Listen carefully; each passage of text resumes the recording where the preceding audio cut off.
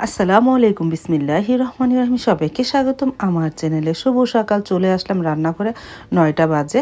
আটা ছানানো ছিল ফ্রিজে, তাই বের করে পরোটা ভেজে নিতেছি। সাইদুলের বাবা আর আমি খাবো। মেয়েরা তো শুয়ে আছে, এখন দূরিয়ে ওঠেনি।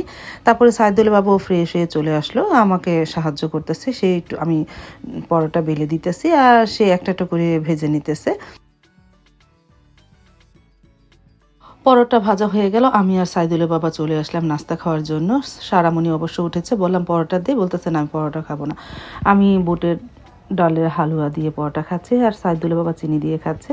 সে চিনি দিয়ে অনেক পছন্দ করে পরোটা। কিন্তু তোমরা আবার অনেকে দেখলে বলতে পারো, আপু তোমার হাজব্যান্ডে চিনি দিয়ে পরোটা দাও কেন? সে তো পরিমাণ অল্পই খায়, অত বেশি খায় না।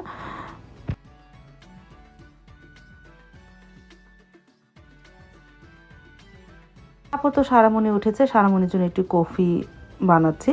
সারামণি খাবে আর আমার যে ভাবি আমাকে কাজে সাহায্য করে সেই ভাবি মেয়ে খাবে, দুইজনে ওদের দিয়ে আসি। তারপরে তো ওরা খাওয়া দাওয়া করার পরে আমি ঘর ঝাড়ু দিয়ে মুছেও ফেললাম।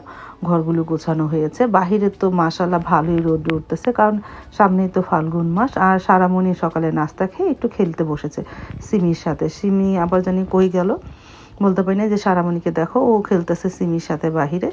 আর আমি কি করব, রান্নাঘরে চলে যাই। এখন ঘড়িতে 1টা বেজে গেল। আমি মুসুরির ডাল রান্না করব, ঘন ডাল, টমেটো দিয়ে আর আলু দিয়ে শুটকি আর বেগুন ভাজা। এই দুপুরের মেনু। ভাত তো আছে, তাহলে রান্নাটা শুরু করে দে। ভাত বসিয়ে দিলাম আর পাশের চুলায় ডালটা বসিয়ে দিলাম মেখে জুখে। যেহেতু ঘন ডাল, 2-3 সিস হলে, মানে 3টা সিস হলে জালটা নিভিয়ে দিব। জালটা নিভিয়ে দেওয়ার পরে ওই চুলায় এখন শুটকিটাও ভেজে নিয়েছি। আলু দিয়ে শুটকি ভুনা করব। প্রেসার কুকারটা নামিয়ে শুটকিটা বসিয়ে দিলাম। তারপরে আদা রসুন দিয়েছি। এখন হলুদ গুঁড়া, মরিচ গুঁড়া, ধনিয়া গুঁড়া দিয়ে শুটকিটা ভুনা করি। ভাত তো বলক এসেছে, আস্তে আস্তে হচ্ছে।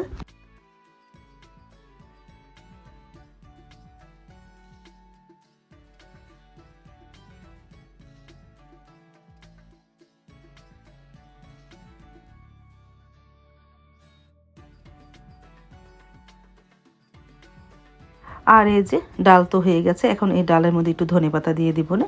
ঘন ডাল একটু ঘুটনি দিয়ে ঘুটলে অনেকটাই নরম হয়ে যাবে না। আর এদিকে শুটকিটাও কষানো হয়ে গেল। আলু দিয়ে দিই, আলু দিয়ে আরও কিছুক্ষণ কষিয়ে আস্তে আস্তে জালে ভুনা করি শুটকিটা।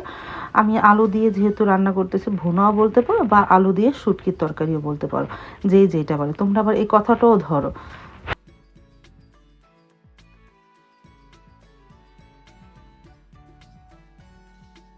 ভাতটা ঠিকা দিয়ে বেগুনগুলো ভেজে নিতেছি। আমার আবার বেগুন ভাজাটা খুবই ভালো লাগে গরম গরম ভাত দিয়ে। দুপুরে রান্নাটা কমপ্লিট হয়ে গেল। আমি আর সাইদুল বাবা খেতেও বসে পড়লাম। ঘন ডাল, শুটকি আলু দিয়ে আর বেগুন ভাজা। আর ফ্রিজে সেদিনকার বোয়াল মাছের একটু তরকারি আছিল, তাই বের করে একটু গরম করে নিলাম। আর গরম ভাতের সাথে গরম বেগুন ভাজা তো খুবই ভালো লাগে।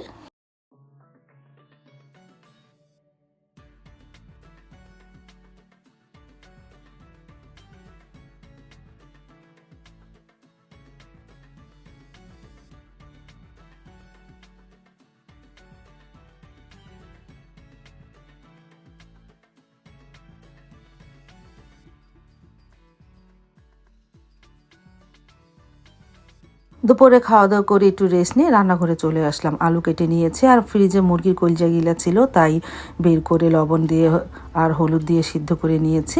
এখন ছোট ছোট করে কেটে নিব আলুর সাথে। আর মশলাটা কষানো হয়ে গেল। আমি এই আলু আর এগুলো কষিয়ে নিই, মুরগি কলিজা গিলাগুলো কষিয়ে নিয়ে আজকে আমি সিঙ্গারা বানাবো। সাবা বলতেছে কয়দিন যাবত আমু একটু সিঙ্গারা বানাও। তারপরে মনে করলাম যেহেতু সামনে রোজা, একটু বেশি করে বানিয়ে রাখি, রোজার মধ্যেও খাওয়া হবে না। আর কয়দিন পরেই তো রোজা চলে আসবে। রোজার আগে যেমন আমি রোল, সিঙ্গারা, সমোসা এগুলো বানিয়ে ফ্রিজে রেখে দিই। ইফতারির সময় সবাই খায়, আমার মেয়েরা তো এগুলো একটু পছন্দ করে। তারপরে ভালোভাবে কষানো হোক। আর এই ফাঁকে আটাটা সানিয়ে নিই, সাথে একটু কালিজিরাও দিয়েছিলাম।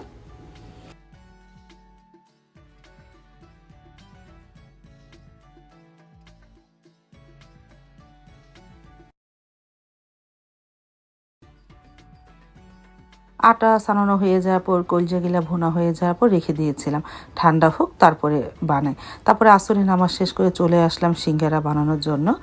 তারপরে যে সিঙ্গারা বানিয়ে নিতেছি, আলহামদুলিল্লাহ আলহামদুলিল্লাহ মাশাআল্লাহ খুব সুন্দর হয়েছে সিঙ্গারাগুলো। প্রত্যেকটা সিঙ্গারা বানিয়ে তারপরে ফ্রিজে রেখে দেবো, শক্ত হলে জিভেকে ভরে রাখবো না। তারপর তো সিঙ্গারাগুলো কিছু বানিয়ে ফ্রিজে রেখে দিয়েছিলাম, ডিপ ফ্রিজে একটু শক্ত হয়েছে, এখন জিভেকে ভরে রেখে দিই। আর দুই একটা মেয়েদের ভেজে দেয়, দুই মেয়ে খেয়ে নেবে না। তারপর তো শেষের কয়টা ভেজে দিতেছি দুই মেয়েকে, ওরা খেয়ে নিল।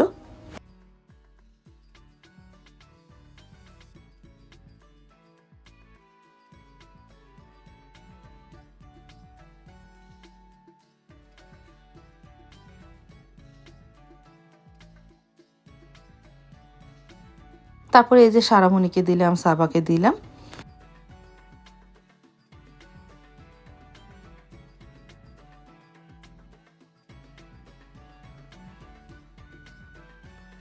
আজ তাহলে এই পর্যন্ত, দেখা হবে আগামীকালকার নতুন আরেকটা ব্লগ নিয়ে। আল্লাহ হাফিজ, আসসালামু আলাইকুম।